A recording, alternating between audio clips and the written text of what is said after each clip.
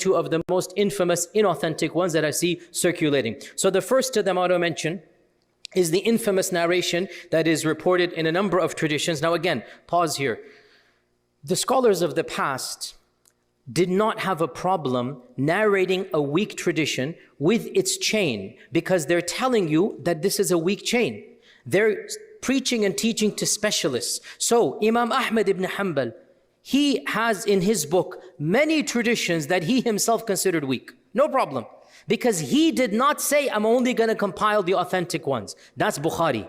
If Bukhari has something in his Sahih, this means he thinks it is authentic. Muslim, this means authentic. As for Ahmad or Abu Dawud or the other books, they didn't have that high stringent condition. Why they didn't have it is beyond the scope of today's lecture, but suffice to say, if you had that strict condition, you would have to eliminate the bulk of traditions. That's why Bukhari really was the strictest, because he had a very high standard in doing so. So we have in Musnad Imam Ahmad many traditions that Imam Ahmad himself knew to be weak, but he wanted to record them that you know the chain, because if you know the chain, you can figure out it is weak. So the black flags coming from Khurasan. Khurasan, of course, it is Transoxiana, in the Mustadrak of Al-Hakim, and it is also in other books, which is the infamous hadith about the black flags coming.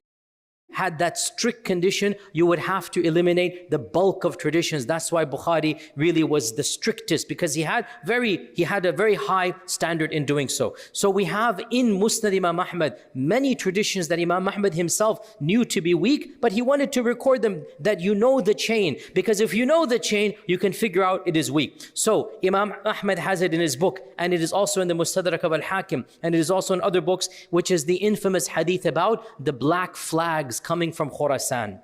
The black flags coming from Khurasan. Khurasan, of course, it is Transoxania, and it is these days, it is like Afghanistan and Samarkand and those regions. This is the land of Khurasan. So there's a famous hadith, allegedly, that our Prophet ﷺ allegedly said, this is a contested hadith, when you see the black flags coming from Khurasan, then go to those black flags, because in that army will be Khalifatullah al-Mahdi.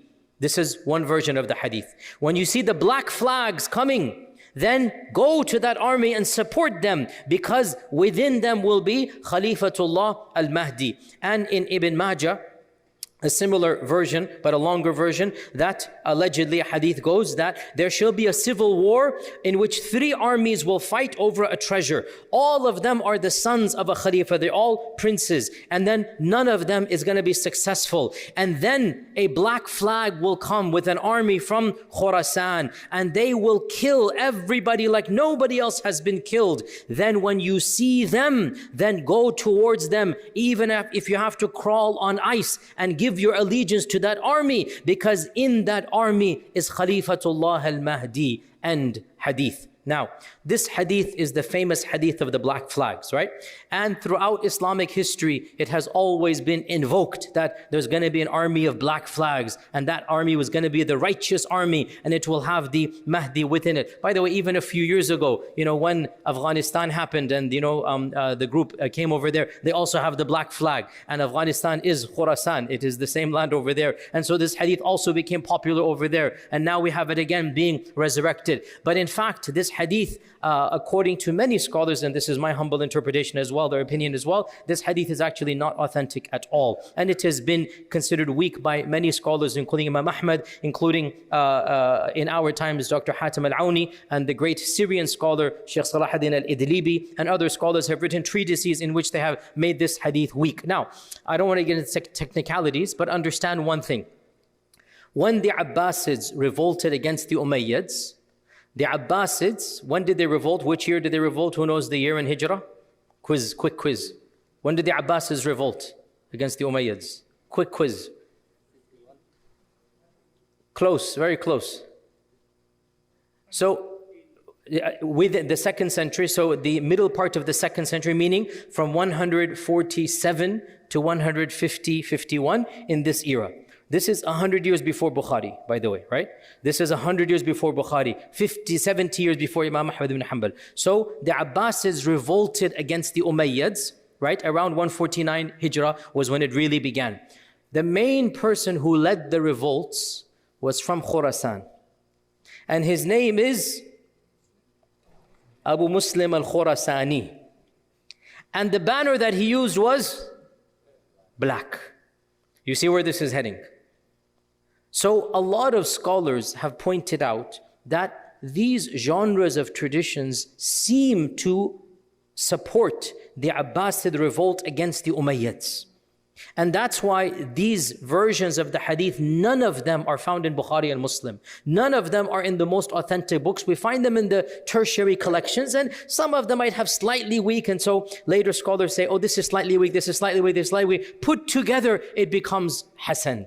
This is the opinion of some of our scholars. We respect that. Other scholars say actually, not only is every chain quite weak, but the content of it, it just goes against, it's fihi nakara. They say it's reject because it seems to very much, coordinate, if you like, or act as an instigator to the Umayyad and the Abbasid warfare that took place. And in fact, that's why Ibn al-Jawzi famously considered this hadith to be fabricated. Ibn al-Jawzi considered this hadith to be absolutely fabricated. And he put it in his famous book, Al-Mawdu'at. And this notion of the Abbasids using this, by the way, it was actually so common in their time. They were the ones using this hadith as well, that in fact, Al-Mansur, who is the real founder of the Abbasid dynasty, he's the one who founded the city of Baghdad. Al-Mansur named his son Abdullah al-Mahdi.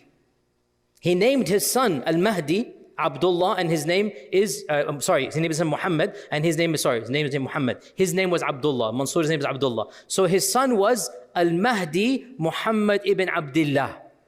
And al-Mahdi became the Khalifa after his father, because the father quite literally wanted this hadith to apply to his son. Quite literally. He named his son al-Mahdi. And he named his son Abdullah, and his name was, he named his son Muhammad, and his own name was Abdullah. So Muhammad ibn Abdullah, because another hadith says, the Mahdi will be called after me. The Mahdi will call after me. So the Khalifa al-Mansur quite literally wanted to enact a Hollywood script from these hadith. And he named his own son al-Mahdi, because he was hoping that his son would be the actual Mahdi that Allah sent. And al-Mahdi, by the way, is the father of Harun al-Rashid.